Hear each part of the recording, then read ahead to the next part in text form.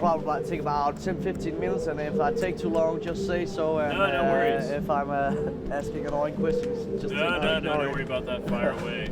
Sure. Yeah. Sure. Okay. The camera is Dog. rolling. Okay, guys. A general question. Yeah. What were your considerations before reuniting? They had to work out a lot of schedules. Remember the mic. A lot of schedules to work out in Pavement. There's we live in 5 different places as always, and there's a lot of children involved now. 4. He's got 2, and our singer Steven has 2. So mainly it was a matter of willingness and when, and we figured out last year with our promoter Botch, who's booked the whole thing, that this 6-month period would be the best time. What about music-wise considerations? Reuniting? Oh yeah, well, we just had to make sure that we were going to actually rehearse. Yeah. We used to never do that. Yeah, very So limited. early on, we did discuss that we would rehearse and spend a couple weeks, I believe, in Portland, and that's where we ended up. Yeah. February. We spent at least 2.5 weeks, and Bob and I roomed together in a nice little motel and talked about old times quite a lot. Yeah. Yeah, and then we got there and it felt really good. So it took a few days to get back in the groove, and then a few shows, and here we are. Yeah, we learned about 40 songs. Was it hard to getting back in the old vibe or the sound? No, very, very similar to the way it always was. Just as sloppy as ever. Yeah, very much the same. Yeah. And the same chemistry in the band as before? Yeah, I think everyone's pretty much the same. I mean, we've all grown up a little bit, but everyone except for Gary is in the band. So, Gary played the other night with us at a show, and he did a fabulous job. And there was a chemistry there, and there's a chemistry with me. And it's all good stuff. It's a little more relaxed now than it was in the 90s because there's no pressure from record labels or anything like that to sell records. It's been, so far we've done about 40 shows, and so far it's been, for the most part, enjoyable. There's always going to be some bumps along the road. There's been a couple of dead squirrels, subpar performances, but hopefully we'll do okay here in Roskilde. Have you seen any other reunited bands that sort of inspired you to say this could easily work? Yeah, I saw the Pixies in Barcelona about a month ago. I thought that was a great show. Really enjoyed it. They played all their old songs and played them well. And to me, I think that's the only one. Dinosaur. Yeah, we saw Dinosaur. We saw Dinosaur in Australia, and they were good as well. So we as far as other reunited bands inspiring us to do this tour, we just decided to do it on our own. We knew there were a lot of bands from our era and before doing this, and good for them and good for us. If there's demand for it, and Botch told us there was, and in Pavement's case, there's a lot of people that when we stopped never had a chance to see us. So that's one good aspect of doing this tour is that they get to see what we're like live as opposed to just listening to our albums. So you get a feeling that there's a new crowd now for your concerts? New and old. Yeah, definitely new. Usually they're the ones around the front, Taking the beating. Yeah, exactly, yeah. Jumping up and down. So, it's good. It's a nice mix of good. Old, young, and old. We did that festival in England, ATP Festival, and you kind of are wandering around for 3 days there, so you really talk to basically just about all the people who've come to see you. Must have talked to hundreds of people, and most of them were young, and they were very happy that we came back to do more shows, so very good response. How do the young, new fans react to your concerts? A lot of energy. Yeah, the kind of energy you want. Yeah. They know the words and jump up they and sing, down. don't they? Yeah. People didn't used to sing along. No, as much. very rarely. Yeah. So it's really exciting to play bigger places. We never played huge places before. And these aren't huge, but still they're much bigger than we used to. Yeah. To play to an enthusiastic crowd, it just makes it so much a better show. They've carried us a few times. How about the old fans? How do they react to seeing you again? It's a nostalgia fest for them, I mean, it kind of. A lot of people have sent me emails and stuff, and have told me that just I met my wife at a Pavement show, and that kind of stuff, and and a lot of them have been playing Pavement songs for their kids and stuff like that. So it's nice. It's nice. It's nice to be back doing it. You know, like I never really anticipated doing it myself. You know, but as soon as they started talking about it, I was like, oh, fantastic idea. You know. So it also reunites old friendships from the fans. Or... Oh yeah, with a lot of people that we haven't seen in years. You know, have come out of the woodwork. You know, and yeah, we've had no problems. Like, I mean, any reports of tension or anything at the end of Pavement that caused the demise of the band, that really wasn't the case. It was more just like exhaustion. Yeah. And, you know, any touring year, whether it was 97 or 95, at the end of a touring year, you play too many shows, you say yes to too many people, and you end up getting fried. And so we would just go home and try out for 6 months and get the band back together. In the case of 99, when we quit, you know, Steven mainly just wanted to do something else. He wanted to have a band that was located in Portland where he lived. He wanted to work on songs with people as opposed to just making up songs and presenting them to us. He just wanted to have more of a proper band setup, and that's what he got from the Chicks. So obviously we can't do Pavement without Steven, you know.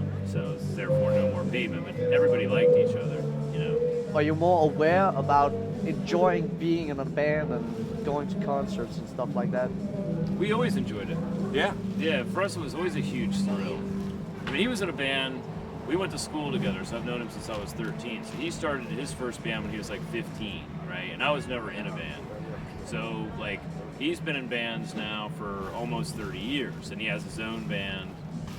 And I'm not a musician, you know, so, like, for me, it's always been just a thrill. But I think it's probably exciting for you to be playing big places and getting big opportunities, you know. Yeah, no, it's great to be able to play big places, from small little places to much bigger places. It's a real honor and a pleasure to be able to do it again. Yeah.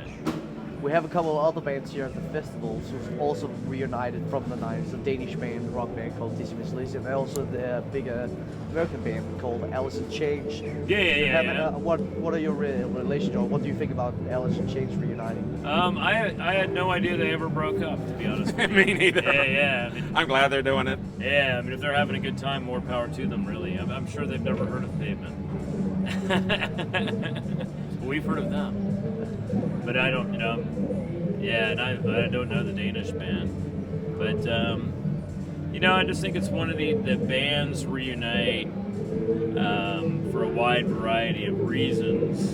And, you know, I think the main reason is that, you know, somebody comes up to them, whether it's somebody they've worked with before or somebody new, and says, hey, you should really do this because people still care about your band. And we keep selling a lot of records by our standards, you know, via Matador Records and Domino in England. And, like, we've reissued our albums, and they've done pretty well. So I think, you know, we're pretty well aware that people still care about Pavement. So we might as well put it in their faces instead of, like, you know, hiding out in the places that me and him usually hide out. What would you say that the differences and similarities between a band like Pavement and Alice in Chains, because both bands had a huge following in the 90s and also now? Well, Alice in Chains, I would assume, had a very huge following. Now, And hits. Yeah, they were on the radio. Yeah. We weren't really of that stature. We got a lot of people attention, a lot of critics behind us. And a But- very devoted fan base. Yeah, wonderful fan base that stuck with us, and our records were hailed to be really special or whatever. But that's a big difference. I mean, I think it's great that a small band like us can do the same thing, be reuniting like them on a smaller level, and here we are. I think it's kind of might be easier for us because, you know, we've got our very devoted core of followers, and they might have to, like, build up or renew interest in something that from the past, you know. So I'd rather be in our position. So you don't think there's a lot of pressure for you reuniting? As No, well? it's just for us. It's supposed to be fun, and for the, you know, for the most part, it's been fun. Yeah, it's been wonderful. I mean, we've been playing well together, and we know there's a beginning, we know there's an end, and so Yeah. all of the other baggage is gone. Right. Why is your sound and your songs still relevant here in 2010? I have, absolutely. Hey, You know, they're Steve. well-written songs. Yeah, good Steven's written songs. some great songs. Yeah. They're timeless, and they, you know, they sound good in the '90s and on. So You know, Steven wrote a lot of really good songs, you know, and know, in my opinion, like, in order to be a great band, like, you got to have like 20 great songs, you know, and there's hundreds of bands that fit into that group, you know, too many for me to name. But you know, if you made like 3 great songs over the course of 6 albums, they happen to be 3 hits. You can still do reunion shows, and people are just gonna want to hear the 3 songs, you know. But like, you know, I think that our body of work over 5 CDs, he made a lot of good songs, and you know, that's why we're here, really. You know. Yeah. Have you heard about or met any new bands that you have inspired to their sound? They say so, and you can hear like little bits, you know. Oh, that sounds a little bit like us, or something like that, like bands we played this year with, you know. But for the most part, everybody that we've seen this year, I mean, the National are playing now, and Broken Social Scene we played with, and you know, we played with a lot of really great bands this year that say that they love our records, and that they say that, you know, we were one of their favorite bands when they were kids and stuff. But to be honest with you, I don't really hear too much of Pavement in them. They're doing, all of them are doing something that's really their own thing, you know. I mean, the thing is, just like us, you're going to have your favorite bands that influence your songwriting. You know, so to be included in that group, I don't think anybody's doing a paint-by-numbers rip-off of Pavement that's like ever going to be successful, you know. So, what have the National talked to you about? They just say they're very complimentary. They're like, oh, we're really happy that you guys are doing this, you know, and really happy that you're back playing. We love your band and stuff like that, you know. They're very sincere people, you know, and we only played with them in Paris, and then we just talked to them briefly back here, you know. And they're have a more serious approach to being a rock band than we do. And Most bands do. Most bands do, you know. They're very, like, you know, more theatrical, more dramatic band than we are, you know. So, and they're doing great. Their new albums, you know, doing extremely well. I've read a lot of good reviews of that, and more power to them, you know. I have a last couple of questions regarding to the audience. How do you try to connect with the audience during a concert? Do you try to get eye contact, or I do, but I've got more freedom. Clap, or I try to not look at the audience at all until like the third to last song. He And I'm like, concentrates okay, really hard. I'll look out there. He knows how to play a drum kit. Somebody's bobbing their head. Nobody's yawning. All right. That's We're part of doing my pretty job. good. All right, let's do the encores and rock out. A big part of my job is to connect with the audience, you know. I do a lot of whooping. He's supposed to hold down the fort, you know. He's holding down the fort, and I can play around, you know. That's just the freedom of my task in the band, you know. So a big part of my fun is seeing people's faces, and, you know. just try to get eye contact to. No, constant, yeah. My mother told me before I was ever in a band that you've got to make eye contact with your audience. And Mark, our bass player, she would always drive him crazy, saying, Mark, you're a great bass player, and you're really, really good, but you need to look into the crowd more. And Mark would like always try to duck my mother, because he'd be like, oh, your mother's going to do make it be the eye contact speech, you know. But no, I feel like it's pretty important, you know, and you know, somebody has to do it. So, I mean, the whole shoegazer thing kind of burned out pretty quick, so we don't want to be part of that genre. Yeah. What would you say that is a magical moment during the concert? Is there sort of a climax, or what is it you try to get to during the concert? You want me to answer that? Yeah, go ahead. I think when you play a version of one of your songs really well, and you know it was a good version of one of your songs, it's satisfying. You can move on to the next song, and like you just have like you feel like, okay, we nailed that. I think it's like, I mean, for lack of a better way of putting it, it would be like if like an Olympic gymnast like nailed a routine. You know, and even though like gymnastics is a lot harder than like playing Pavement songs, it requires a lot more work and dedication and practice. Like it is that sort of feeling like, yeah, like, you know, we got that right. And like we've been around each other long enough now that you just kind of like move on to the next thing and know that you can say like, oh, you know, because there's some songs that are rough around the edges, you know. There's some songs that like one night they're a lot better than the next night, you know. So it's nice to nail them, you know. Has that feeling ever moved you so much that either the audience or you start to cry or get overwhelmed with feelings? Laugh.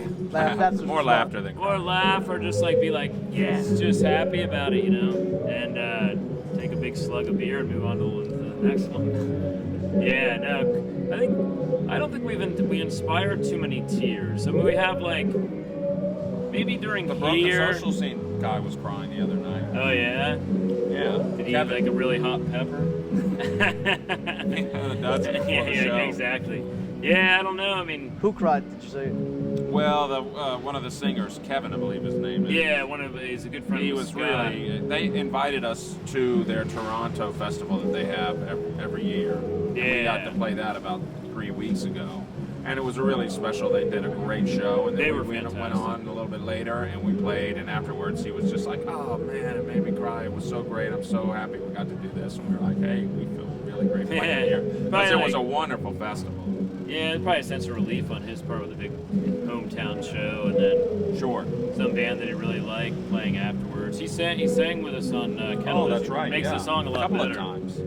Barcelona. A couple and different there. shows. Yeah, he sings on one of Scott's songs, and I kind of really miss him because the song's a lot better with him there. I like to have extra people Yeah, up yeah, singing. yeah. It's always good to have special guests. Tuborg. We want Tuborg. Yeah. But what was your response when you heard someone cry to your concert? I was just happy that we can evoke Made somebody emotion, happy, yeah. You know? Yeah. It's part of having fun and making people happy, Yeah. entertaining. And what is your goal tonight for this concert? What kind of feeling do you want to transcend?